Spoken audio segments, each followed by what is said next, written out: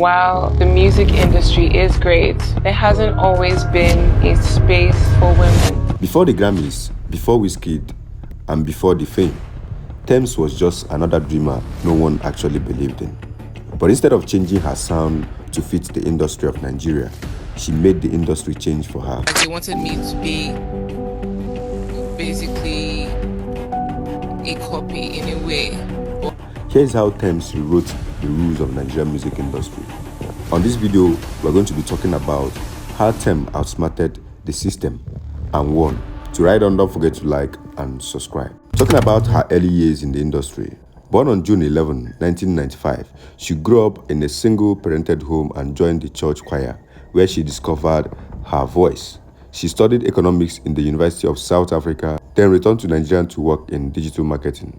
In 2018, she decided to quit and make music full-time, despite her mother's fear and without any label willing to give her a chance. Now, before Tems became Tems Baby, before the Grammy and the international collaborations, she was just another young artist in Lagos trying to be heard. Nigerian music scene at that time was loud, dance-heavy, and built on hits. Everybody wanted something you could play in the club or shout in traffic. Tems came with something slow, deep, and heavy. She had a voice that didn't fit what people were used to. Some told her straight up that her kind of music wouldn't sell. They wanted her to change her sound, lighten her voice, or make it more radio-friendly. She knew what she carried. She wasn't trying to chase fame. She was trying to express herself the way it came naturally through her music. But because at that time, female artists in Nigeria were expectedly to follow the Tiwa Savage or Yomi Alade template, which is following their glamorous or commercial or radio-friendly sound. But she was different. Back then, she didn't have big support. She was producing some of her own stuff, learning how to record by herself and trying to get people to believe in her. She kept recording, kept trying to show up in where she could. The first song was produced by Mr. Rebel. Didn't make it to mainstream radio, but it built a loyal online following. Everything changed for her when she dropped Try Me in 2019. That song wasn't pushed by a big label or radio station. It blew because people connected to it. It was raw and emotional. It was something different in a sea of the usual Afrobeats Nigerians were used to. It made Nigerians pause for seconds and actually listen. That was the moment the world started to notice her. Even the music video of Try Me didn't have a flashy pop visuals that dominated the industry. It was simple, raw, and confident. By 2020, Tems had become a face of a new kind of Nigerian music, one that didn't need label packaging or foreign validations.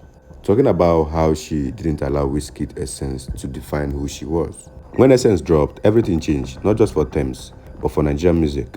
Before that moment, people were trying to still place her for somewhere, in alternative or soul or Afrofusion.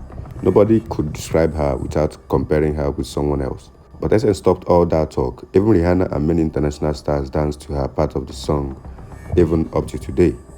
It's safe to say Wizkid gave her a global platform, but Tems gave the song its soul.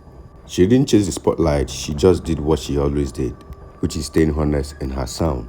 But here's where she stayed very smart. She didn't let any moment define her.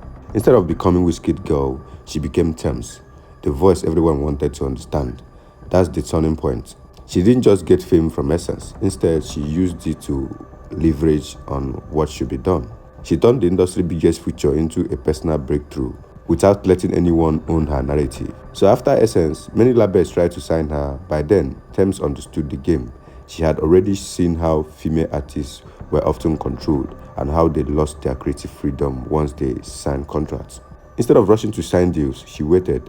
In 2021, when she finally signed with RCA Records, and since 1993, she did it after she had proven her value. She was no longer a struggling newcomer begging for a chance. She was a global artist in demand. That gave her a leverage. She could demand a control over her sound, her image, and her brand. In September 2021, she released a second EP, If Orange Was a Place. It charted globally and confirmed that she could create hits without compromising her artistic identity. Every release strengthened her position. She was showing that an African artist, and especially a woman, could make global music without being redesigned by the industry. Talking about how she sprang up from Lagos to the billboards. In 2021, Tems' voice appeared in one of the most unexpected places, which is in the American Billboard Hot 100. Future and Drake sampled her vocals for Wizkid Essence in their hit song Wait For You. That same year, she won a BET Award and received Grammy nominations. She had done what no Nigerian female artist had achieved before then, which was global recognition without conforming to the industry image of what sells. She didn't have to even expose her body in music videos or chase trends. Her calm, confident personality became her brand. In the aspect of being real in a corny industry, Tems' story also includes the reality of the industry often hides. In December 2020, during the pandemic, Shia Nomale was arrested in Uganda after performing at a show that violated COVID restrictions. While it was a difficult experience, the world saw how Tems handled it, quietly, firmly, without turning it into a cheap publicity. That moment revealed her strength. Instead of letting controversies define her, she let her music speak. When the global spotlights arrived, she stayed grounded. Her interviews were calm and direct.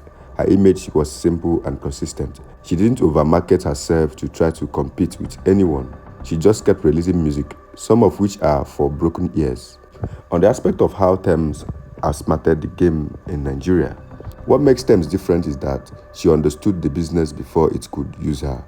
She built her own sound, audience, and value before signing anything. She entered the global stage already owning her narrative. The industry couldn't label her as upcoming because she came with proof of success. She didn't rely on image or trends to stay relevant. She relied on consistency.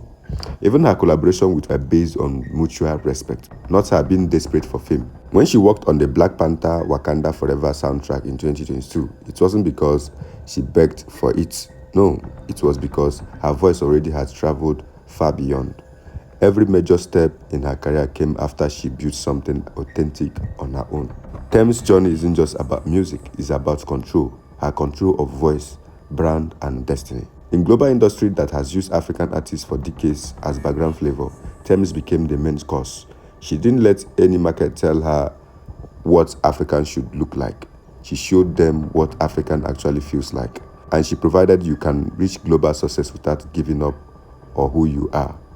At the end of the day, her rise forced the Nigerian and global music industry to rethink how they treat women, independence, and originality. Today, she's one of the most respected female artists in the world. So the question is, do you think she outsmarted how the game is being played? Do you think she will still be relevant even in the next 5 to 10 years? What's your take about this? Do you think she stands a chance to be ranked as #1 female artist in Nigeria, undermining Tiwa Savage and Ira Star?